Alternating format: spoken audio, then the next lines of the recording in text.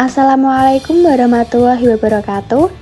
Perkenalkan, nama saya Nabila Makfirotunisa dari Prodi Pendidikan Seni Tari dengan NIM 23021300008.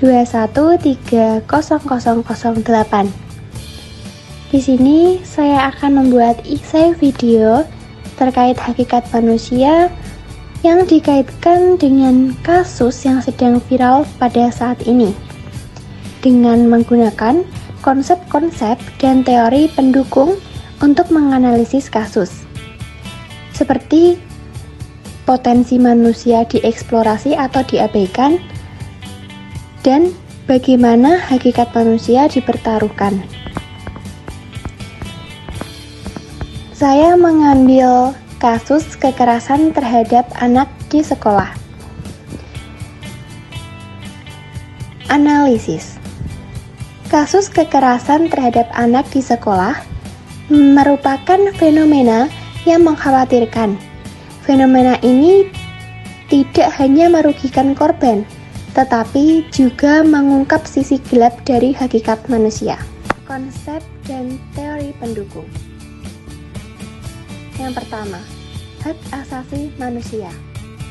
Setiap manusia memiliki hak asasi yang melekat, termasuk hak untuk hidup, aman, dan terbebas dari kekerasan. Kasus kekerasan terhadap anak di sekolah jelas-jelas melanggar hak asasi manusia. Yang kedua, teori perkembangan moral Kohlberg.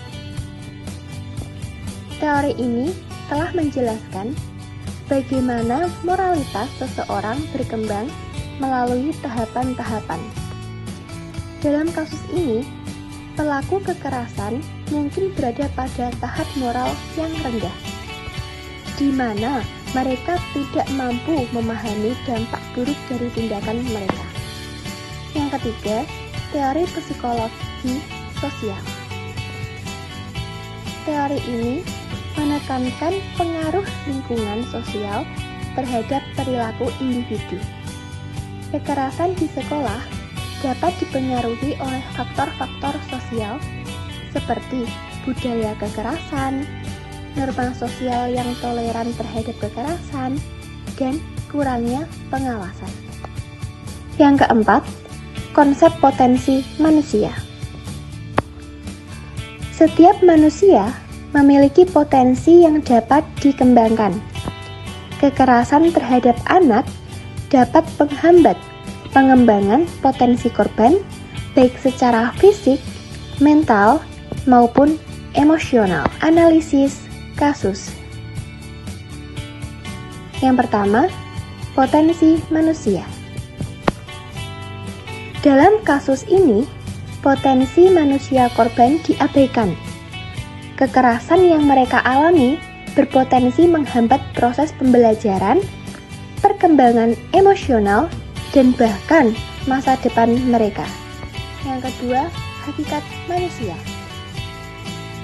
Kasus ini menunjukkan sisi gelap dari hakikat manusia, yaitu kecenderungan untuk bertindak brutal dan tidak berperi kemanusiaan.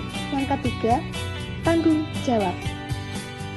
Kasus ini juga mengungkap perlunya tanggung jawab bersama untuk mencegah kekerasan terhadap anak.